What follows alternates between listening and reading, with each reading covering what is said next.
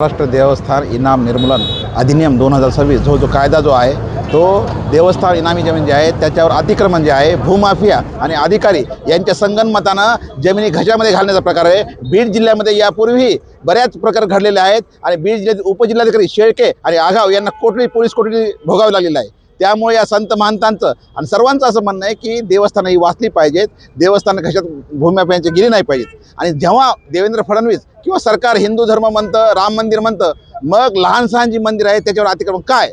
त्यामुळे आज या ठिकाणी केवळ संत महंतांच्या उपस्थितीमध्ये प्रशासनाला इशारा देण्यासाठी दिंडी मोर्चा काढलेला आहे। भविष्य काळामध्ये प्रत्येक ठिकाणी रस्ते जाम केले जातील, लोक रस्त्यावर उतरतील आणि प्रशासनाची गंभीर दखल घ्यावी असं आमचं म्हणणं आहे। देवस्थानावरती अनेक अतिक्रमण देखील आहेत, अनेकांनी ते बळकावलेल्या जागा आहेत, त्या संदर्भात देखील संरक्षण दिलं पाहिजे अशी देखील मागणी होती। नेमकं काय गेल्या कित्येक वर्षापासून जर आपण पाहिलं तर देवस्थानावर मोठ्या प्रमाणात अतिक्रमण झालं, मात्र स्थानिक राजकीय पुढारी आणि अधिकारी यांनी संगनमताने त्यांनीच देवस्थान काबीज केलेले आहेत, अतिक्रमण त्यांचेच आहेत। त्यामुळे आपलेच जात आपलेच वोट या नायानं प्रशासन आणि पुढारी कुठल्याही प्रकारचा हस्तक्षेप करत नाहीत, कारवाई करत नाहीत।